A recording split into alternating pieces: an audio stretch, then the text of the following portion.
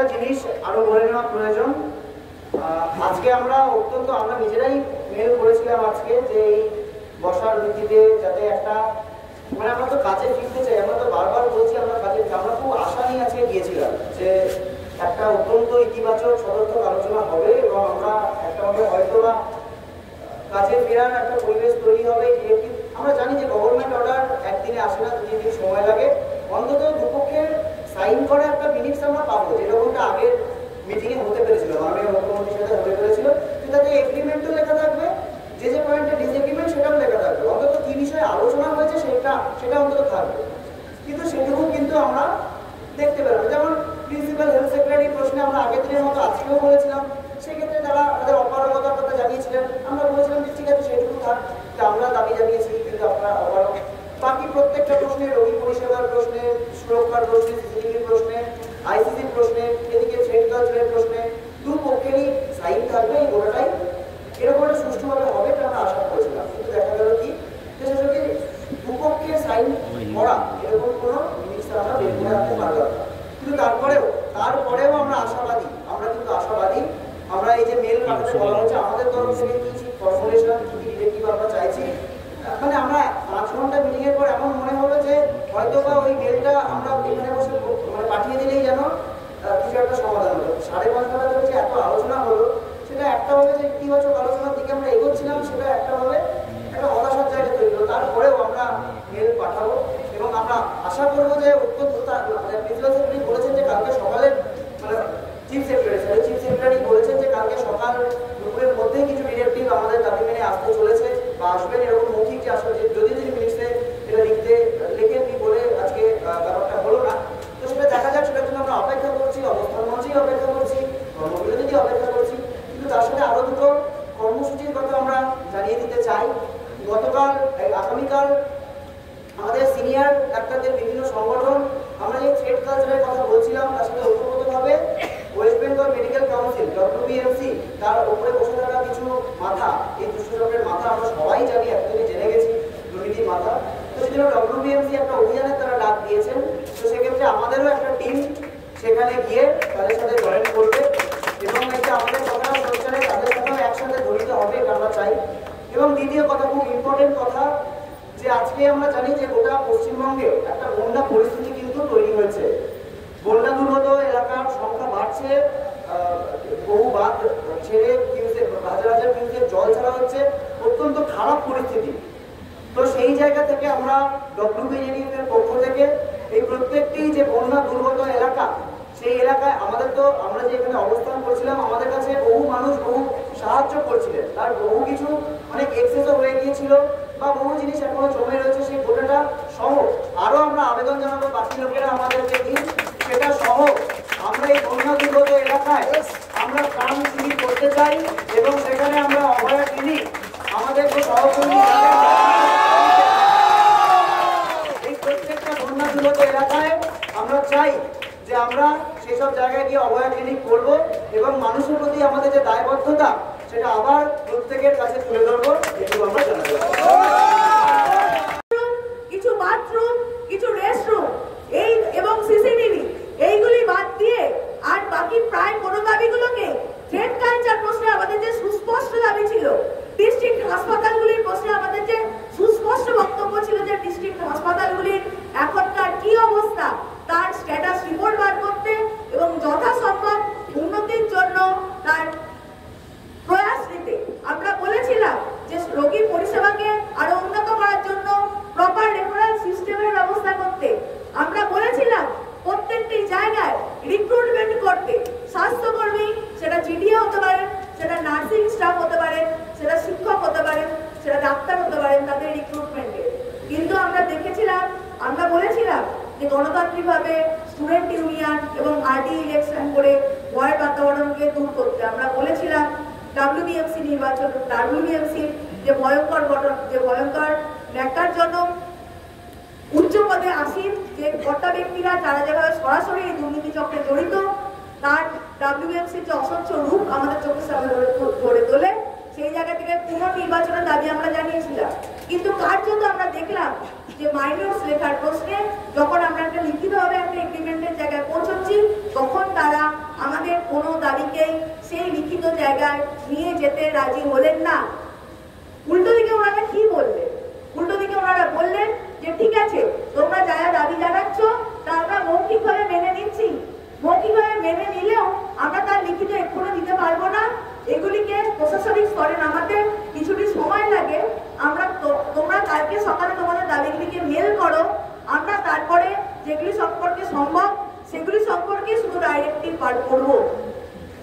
আমরা সেই জায়গা থেকে বারংবার অনুরোধ করতে থাকি যে এর আগেও আমরা যখন মাননীয় মুখ্যমন্ত্রীর সঙ্গে আলোচনায় বসেছিলাম, যে পয়েন্টগুলিতে আমরা সহমত হয়েছিলাম, যে পয়েন্টগুলিতে আমরা সহমত হইনি, তা প্রত্যেকটি আমরা মাইনরসে সঠিকভাবে নথিবদ্ধ করতে পেরেছিলাম,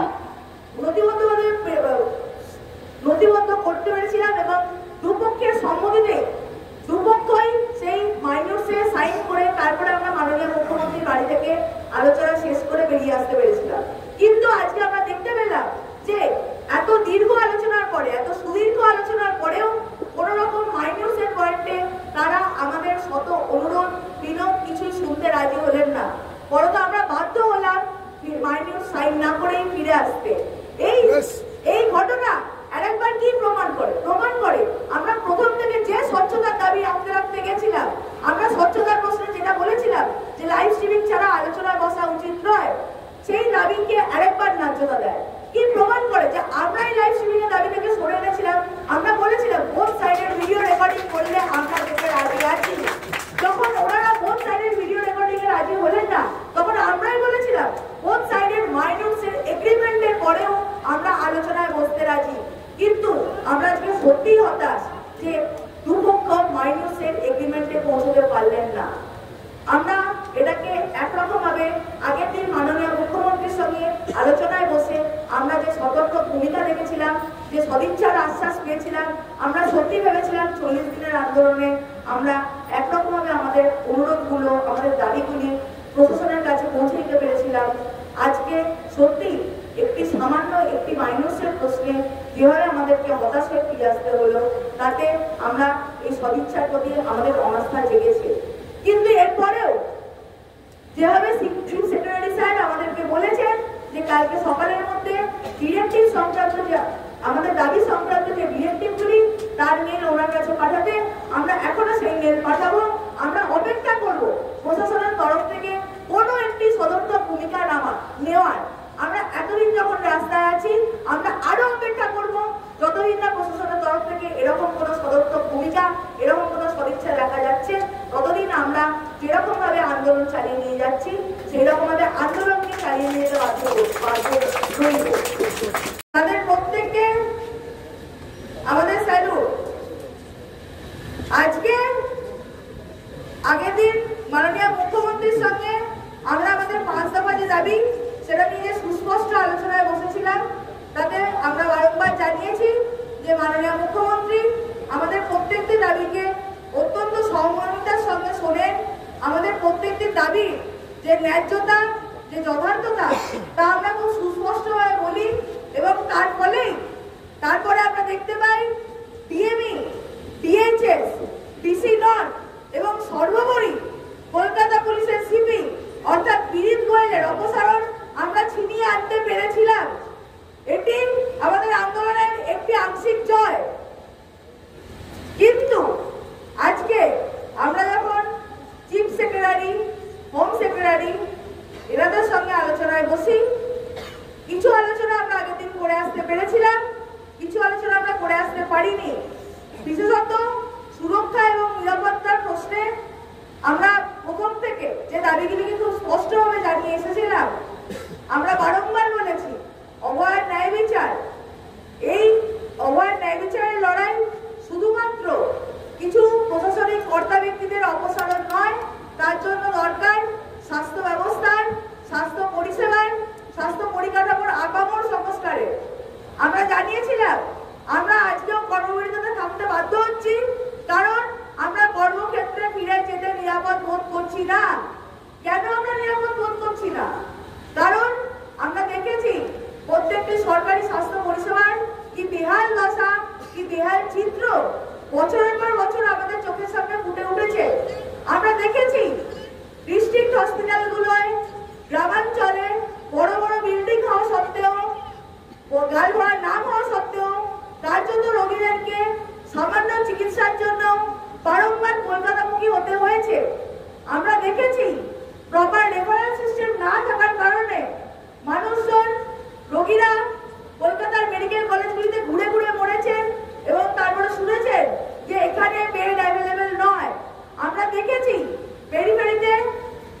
হসপিটালগুলোকে মেডিকেল কলেজ এবং হাসপাতালে স্থানান্তরিত করলেও তাতে কার্যত পরিকাঠামো এবং ডাক্তার, নার্স সহ বিভিন্ন স্বাস্থ্যকর্মী তাদের সংখ্যা খুব যৎসামান্য, যার কালমিনেশন এসে ঘটেছে এই স্বাস্থ্য পরিষেবার বেহাল দুর্দশাতে। গত 40 দিন ধরে প্রত্যেকটি মেডিকেল কলেজে যে ভয়ের বাতাবরণ গড়ে উঠেছে, যে থ্রেড কালচার, যে সিন্ডিকেট চক্র, যে নেক্সাসের ছবি আমাদের চোখের সামনে উঠে এসছে, ভয় ধরিয়েছে আমাদের মনে, বারংবার শিহরিত করেছে আমাদেরকে। আমরা দেখেছি তাদের কিছু মুষ্টিমেয় ব্যক্তিকে সরানোর মধ্যে দিয়ে সেই থ্রেড কালচারকে কোন রকম ভাবে ধামাচাপা দেওয়ার চেষ্টা করেছে।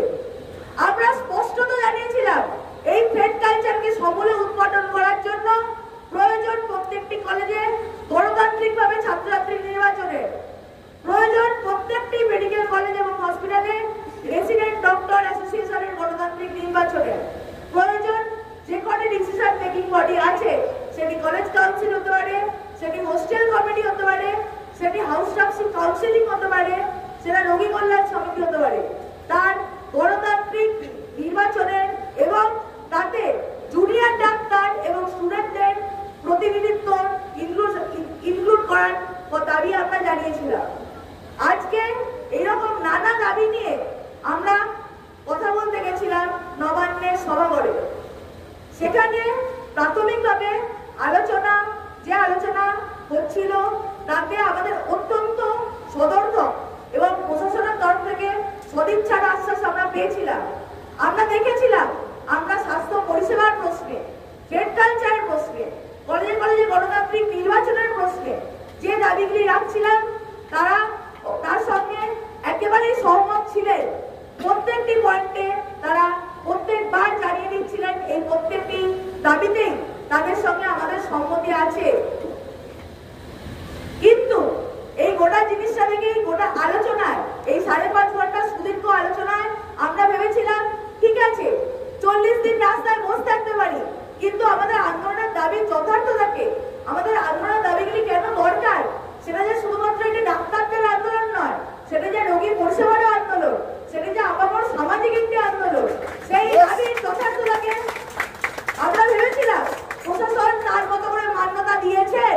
যেরকম ভাবে আগের দিন আমরা যখন সিপির দাবি তুলেছিলাম, সিপিকে অপসারণের দাবি তুলেছিলাম, তা যেমন তারা কার্যত মেনে নিতে বাধ্য হন, সেই রকম ভাবেই আমরা ভেবেছিলাম আমরা বাকি যে ন্যায় বিচারের দাবিগুলি করেছি, বাকি যে সুস্পষ্ট নিরাপত্তা এবং সুরক্ষার প্রশ্নে যে দাবিগুলি আমরা করেছি তার প্রত্যেকটির সঙ্গে তারা সহমত এবং খুব দ্রুত এর কোনো সমাধান আমরা দেখতে পাবো।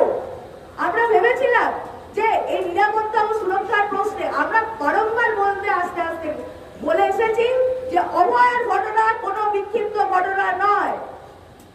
গত 3-4 বছর ধরে স্বাস্থ্য ক্ষেত্রে যে দুর্নীতি, যে সিন্ডিকেট রাজ চলেছে, যে ভয়ের বাতাবরণ চলেছে, যে চাপিয়ে দেওয়া, যে দমিয়ে দেওয়া, প্রতিরোধের কণ্ঠস্বরকে দমিয়ে দেওয়ার যে বাতাবরণ চলেছে আপামর সমাজে, আজকে তারই ফাইনাল কালমিনেশন হচ্ছে অভয়ের ঘটনাটি, যার দাম দিতে হলো আমারই একজন সহকর্মীকে এরকম একটা নৃশংসভাবে খুনের মধ্যে দিয়ে।